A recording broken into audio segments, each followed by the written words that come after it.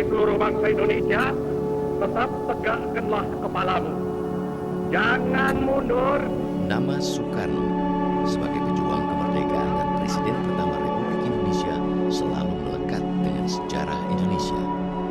Jasa dan jejak langkah yang ditorehkannya menempatkan Bung Karno sebagai sosok yang selalu dikenang dengan rasa hormat dan cinta oleh rakyat Indonesia. Namun, siapa sangka di masa akhir hidupnya, sang proklamator itu harus hidup dalam derita dan kecewa karena diasingkan dari rakyat yang dicintainya.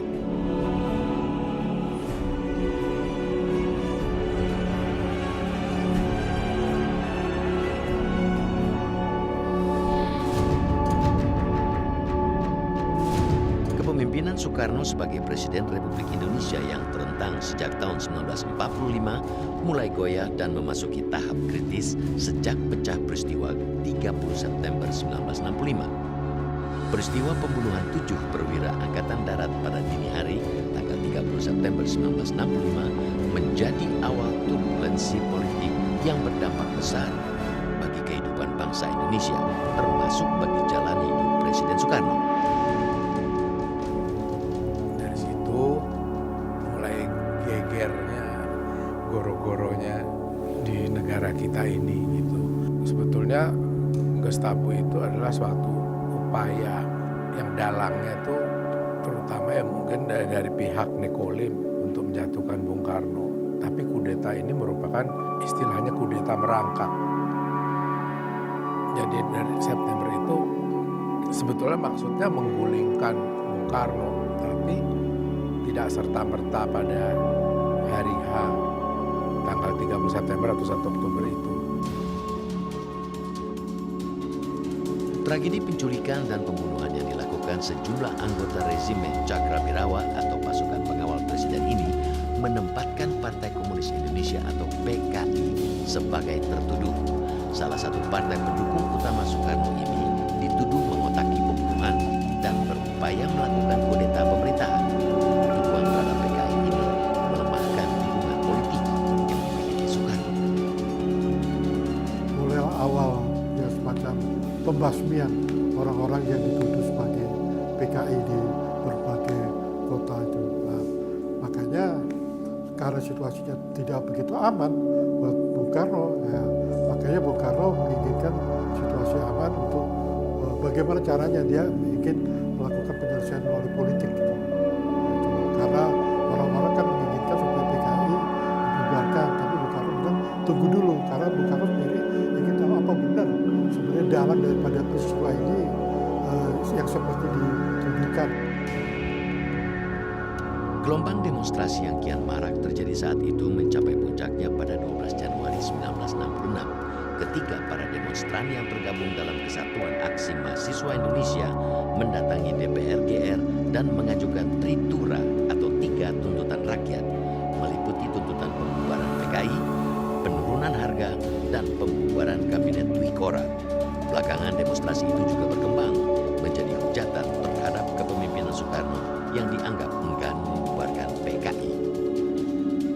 Ada tuntutan terutama dari kaum mahasiswa dan militer supaya PKI dibubarkan, dan Bung Karno bilang tunggu penyelesaian politiknya.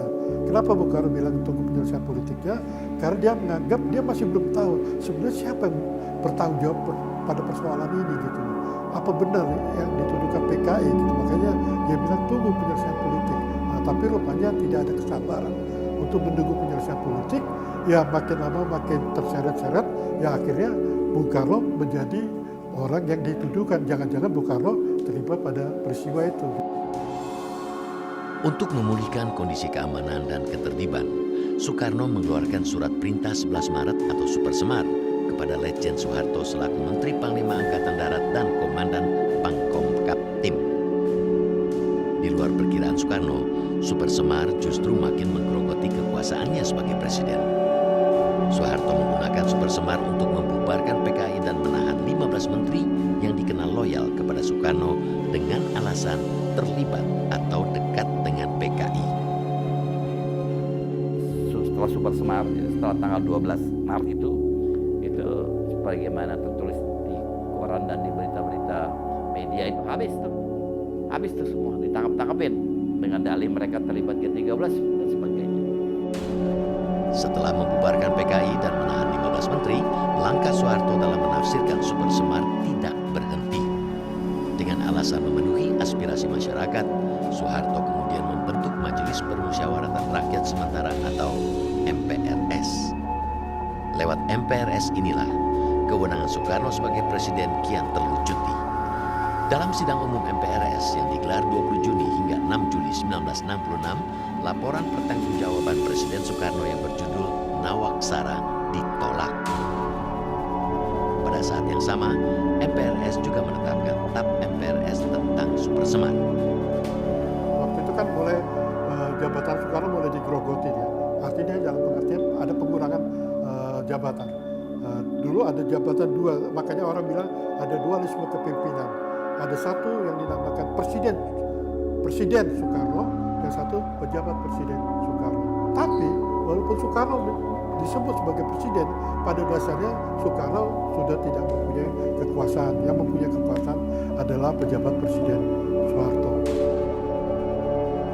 Pada Maret 1967, MPRS menerbitkan Ketetapan Nomor 33 MPRS/1967 yang secara resmi mencabut kekuasaan Presiden pertama Republik Indonesia. Foto Bung Karno mulai diturunkan dari tempat-tempat umum dan tepat sebelum hari kemerdekaan 17 Agustus, Bung Karno diminta meninggalkan Istana Negara. Ya, tentu saja setiap orang jangankan manusia, semut juga melawan, kan begitu. Tapi Bung Karno punya prinsip, apapun juga namanya, sebagaimana disampaikan oleh Pak Ruslan Abdul Ghani, yang penting nomor satu adalah persatuan nasional. Dan kebetulan beliau membuat bungalow, rumah bungalow, ya. Mereka membuat bungalow yang ditinggali oleh salah satu keluarga Bung Karno dengan istri yang bernama Hartini, dengan anaknya Bayu dan Taufan. Nah, makanya Bung Karno menghabiskan waktunya, hari-hari terakhir Bung Karno dihabiskan waktunya di bungalow itu. Terusirnya Soekarno dari Istana Bogor menjadi awal dari hari-hari terakhirnya yang penuh kisah derita dan kekecewaan. Kisah yang terekam pilu dalam ingatan orang-orang yang mencintai dan menghormatinya.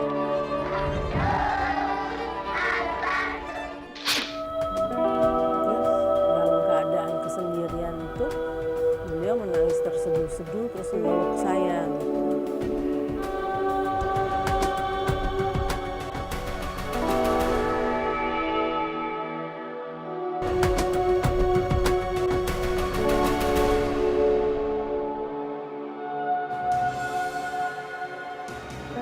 Setelah dipaksa meninggalkan Istana Bogor, Bung Karno pindah ke rumah pribadinya di Batu Tulis Bogor.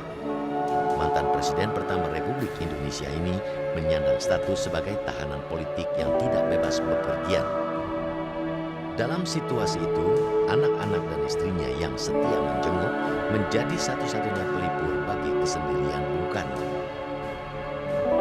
Ya beliau senang sekali ya kalau dijenguk sama anak-anak tuh kelihatan sekali beliau senang sekali ya kalau ada anak-anak apa yang berkunjung kemudian ya ada ya itu paling tidak sih kegiatannya kalau nggak main kartu ya makan siang gitu.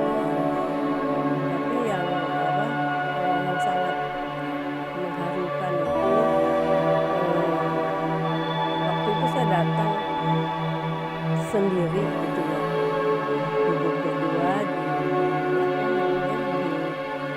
ruang duduk di rumah Batu Tulis gitu. Tiba-tiba beliau tuh ini menangis terseduh-seduh ya, dan itu adalah suatu hal yang sangat mengejutkan saya karena saya nggak pernah melihat seorang sosok pemimpin Bung Karno yang selama ini saya lihat gagah perkasa gitu ya dan berani gitu, bersemangat, dinamis gitu.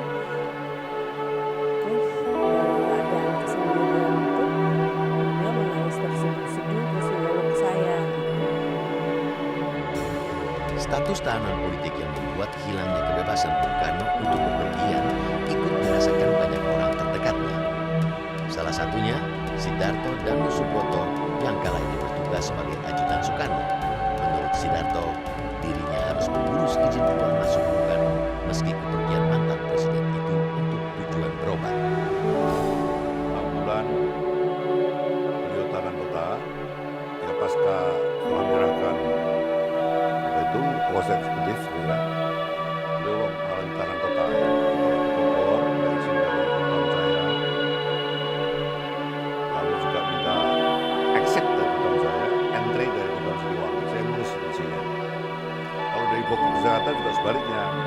exit dari Kodam Sidowangi dan entry dari Kodam Jaya. Tidak sulit, tapi harus sabar aja. Kadang-kadang saya 1-2 hari di Bandung keluar ke sini. Ada lagi jadwal-jadwal beliau tuh diperiksa untuk apa namanya menyidik lah, agaknya beliau dari timnya militer Angkatan Darat, TNI Angkatan Darat, nggak tahu apa aja yang diadakan, tapi itulah jadwal-jadwal yang diadakan untuk memeriksa beliau terkait dengan politik masa waktu itu gitu.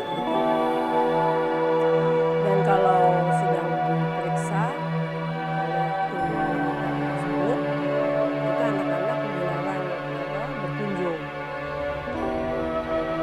Kondisi kesehatan Bung Karno juga dikabarkan semakin memburuk. Keterangan ini diperkuat oleh catatan dokter yang merawat Bung Karno. Banyak analisis yang menyebutkan menurunnya kondisi kesehatan Bung Karno terkait dengan penanganan medis yang tidak sesuai serta kondisi psikis Bung Karno. Sebenarnya waktu itu di Bogor pemeriksaan Bung Karno itu pakai laboratorium hewan. Iya, itu menjadi, saya juga kesal juga gitu. Ini presiden, apapun kesalahannya, ini presiden. Tidak boleh diperlakukan cek macam-macam, diceknya di laboratorium hewan.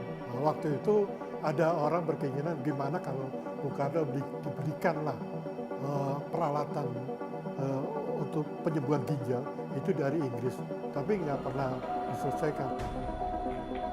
Karena kondisi kesehatannya yang kian memburuk, Bung Karno menulis surat permintaan agar dipindah ke Jakarta. Surat ini diantarkan langsung ke rumah Presiden Soeharto di Jalan Cendana, Jakarta oleh salah seorang putrinya, Rahmawati Soekarno Putri. Permintaan ini dikabulkan dan Bung Karno pun dipindahkan ke Wisma Yaso, Jakarta. Dan di wisma yang berfungsi seperti rumah tahanan inilah, Bung Karno yang pernah dikenal luas sebagai penyambung lidah rakyat itu menghabiskan sisa-sisa hari terakhirnya. Beliau masih sadar, ya, sehingga waktu melihat ayah saya, Bung Karno langsung memandang dan juga keluar air mata.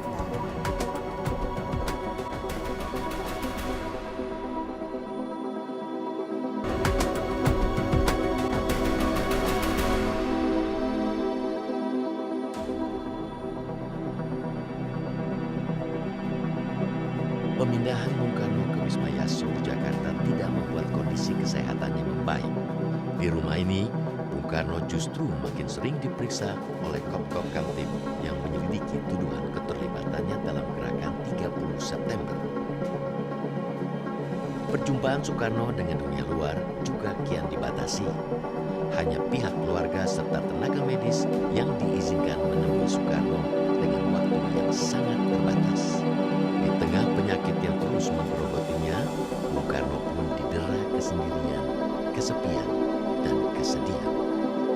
Mantan presiden yang pernah menyebut dirinya sebagai penyambung lidah rakyat itu hanya dapat berkeluh kesah pada orang-orang yang rutin mengunjunginya.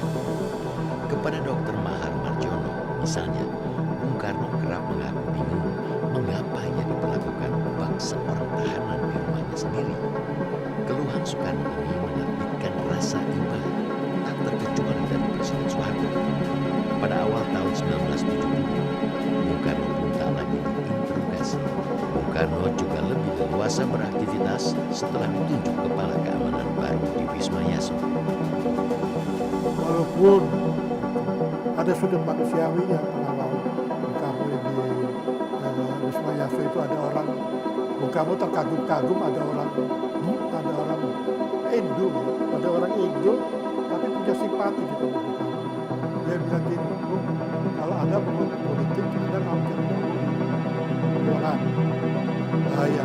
Anda mampirnya di taman. Kalau di taman itu ada spektakuler.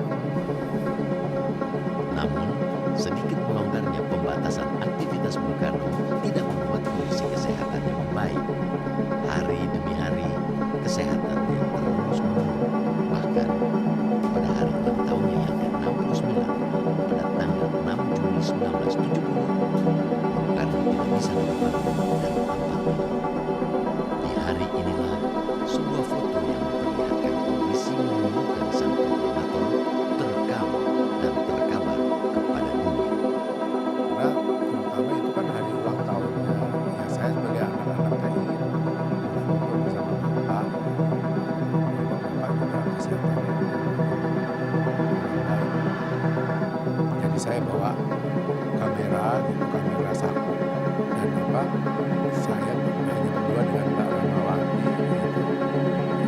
boleh foto dulu. Saya sembunyikan itu kamera. Bapak waktu itu dan sempat Barma berfoto. Kami rencanakan memang kami ingin memperlihatkan kepada dunia bahwa keadaan Bung Karno adalah demikian, diperlakukan demikian. 10 hari setelah pengambilan foto bersejarah itu, Bung Karno dilarikan ke Rumah Sakit Pusat Angkatan Darat karena kondisinya yang semakin menurun. Di rumah sakit inilah, Wakil Presiden pertama Indonesia yang juga sahabat seperjuangan Bung Karno, Muhammad Hatta, menjenguknya. Pertemuan berlangsung dalam suasana yang sangat mengharukan.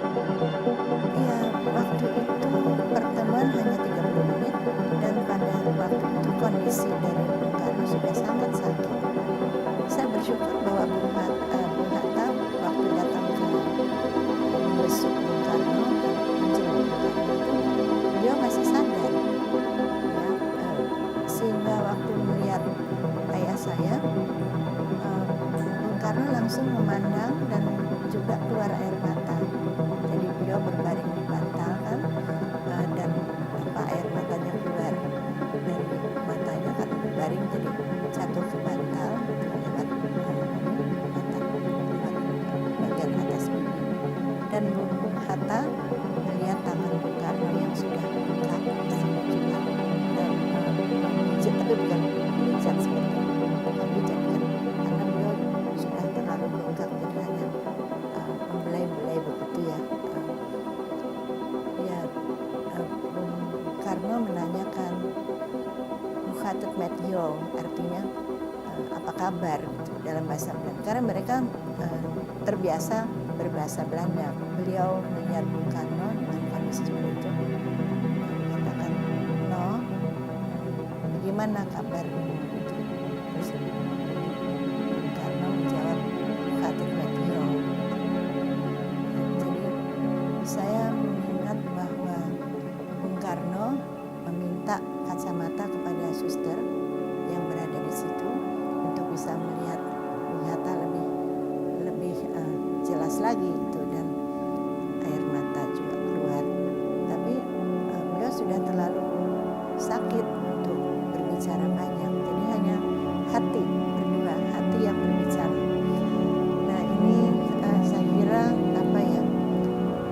suatu, mungkin dua-duanya mengenang suatu proses panjang dari perjuangan memerdekakan Indonesia yang itu sangat spektakuler kan, tidak setiap orang kan bisa melakukan itu, apalagi yang berdua sebagai proklamator, satu-satunya di muka bumi ini. Setelah pertemuan terakhirnya dengan Bung Hatta pada Minggu pagi tanggal 21 Juni 1970, Bung Karno menghembuskan nafas terakhirnya. Jadi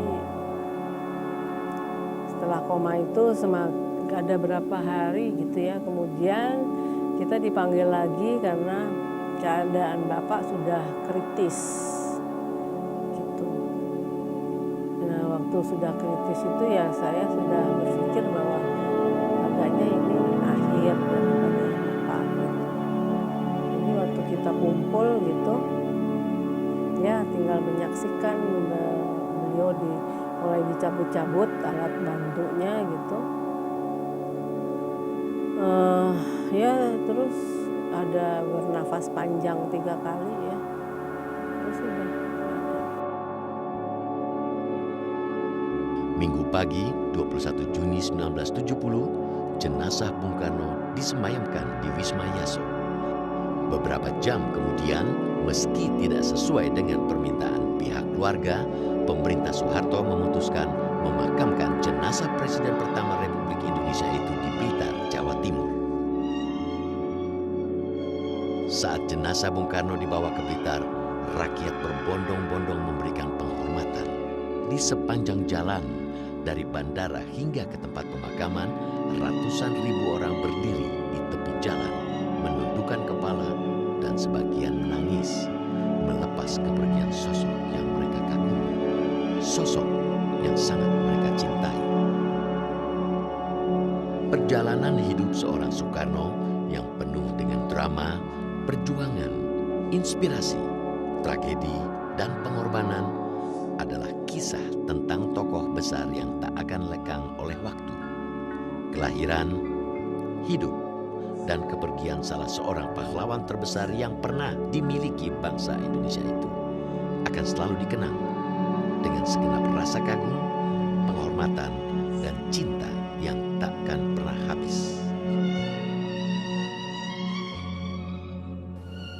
Jikalau ada kalanya saudara-saudara merasa bingung, jikalau ada kalanya saudara-saudara hampir berputus asa, jikalau ada kalanya saudara-saudara kurang mengerti jalannya revolusi kita yang memang kadang-kadang seperti bahtera di lautan badai yang mengamuk ini, kembalilah kepada sumber amanat penderitaan rakyat kita yang kongruent dengan social conscience of man. Kembalilah kepada sumber itu, sebab di sanalah saudara akan menemukan kembali realnya revolusi.